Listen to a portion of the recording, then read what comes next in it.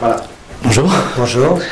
Pour commencer, je voulais savoir comment était né le projet Mirrors. Est-ce que c'est vous qui l'avez présenté à Fox ou l'inverse?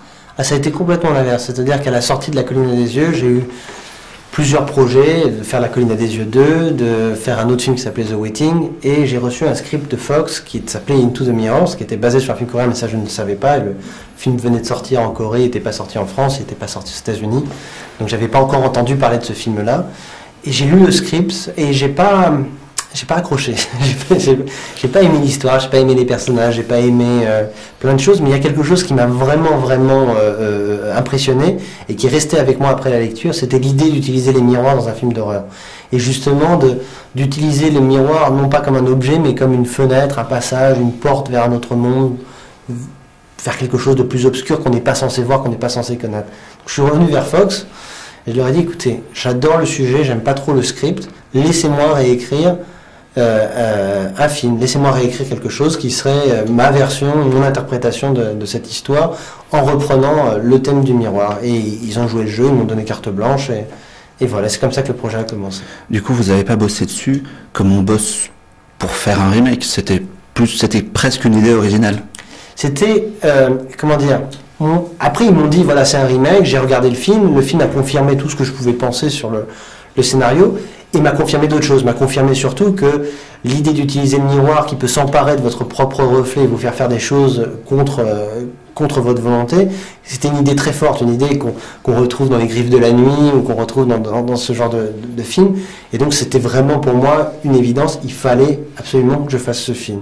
Donc oui, j'ai approché ce film non pas comme un remake, mais plus comme un film original qu'il a fallu réécrire, basé sur un concept que le studio m'avait amené, mais un film original. D'accord. Et du coup, on parlait de miroir, ça impliquait une réalisation particulière, ça doit être très difficile à mettre en scène, de filmer autant de reflets, il y en a partout. Moi j'en ai repéré dans les poignées de porte, dans des vitres de table, il y a des choses assez incroyables en termes de reflets.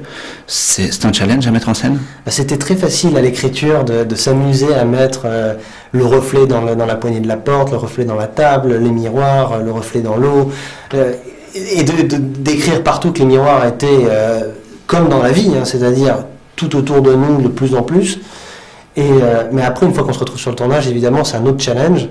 Et il a fallu qu'on trouve vraiment des idées pour chaque scène, pour disparaître, pour pas qu'on puisse voir les caméras, les équipes et les gens dans les reflets. Et donc pour la petite histoire, quand le personnage de Kiefer Sutherland trouve la salle qui est entourée de miroirs, comment on fait pour planquer une caméra là-dedans? Alors c'est drôle parce qu'on a créé cette salle et on s'est dit, oh là là, on va jamais réussir. Donc on a été...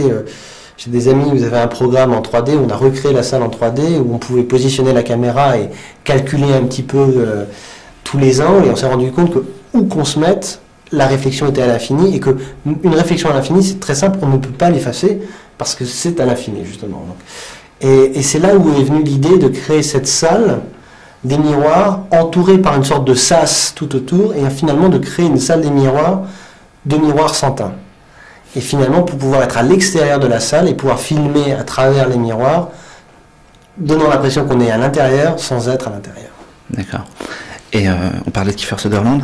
Comment s'est passée la rencontre avec lui? C'était une idée de vous, lui en rôle principal ou quand on écrivait le scénario avec Greg Levasseur, on parlait du personnage. On se demandait quel acteur pourrait jouer ce personnage de Ben Carson. Il nous fallait quelqu'un de très profond, avec une fêlure, avec une fracture, quelque chose d'important pour pouvoir créer cette rédemption et pouvoir justement créer ce personnage.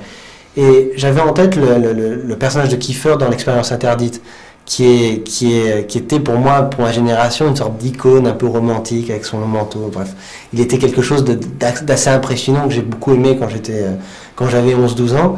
Et je pensais à lui, et puis évidemment je suis un grand fan de la série 24 heures, et on s'est dit, tiens, un personnage comme Kiefer Sutherland, ça ce serait bien. Et on s'est dit, bon, il le fera jamais, parce qu'une saison de 24 heures, c'est 12 longs métrages chaque année. Il a peut-être 1 mois ou 2 mois de vacances, il va pas prendre ces 2 mois de vacances pour venir avec nous en Europe de l'Est et aux États-Unis pour tourner un film, et finalement il l'a fait. Donc ça a été vraiment la grande surprise, la bonne surprise.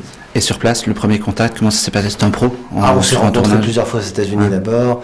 On a eu un vrai rapport. Il a eu une connexion avec le script qui a été très profonde. Il s'est senti personnellement investi dans le scénario. Alors à la lecture, c'est-à-dire qu'il se sentait déjà exister dans le film.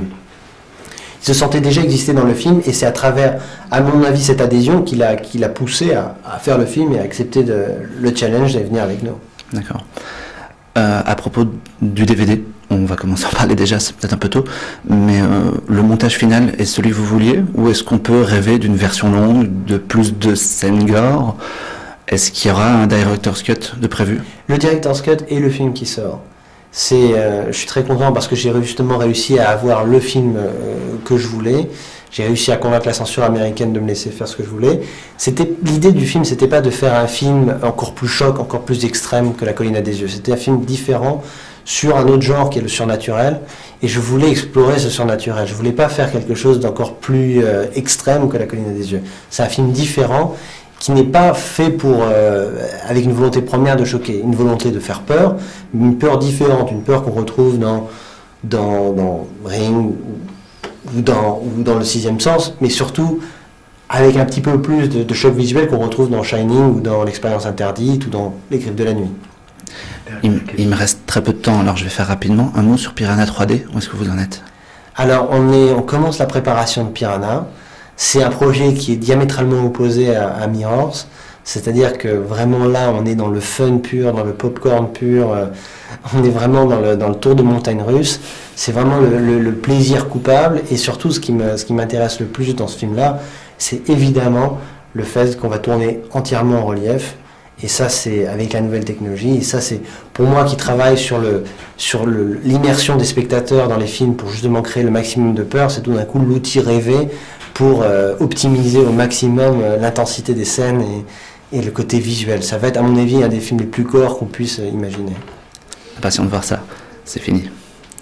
Merci beaucoup. Merci.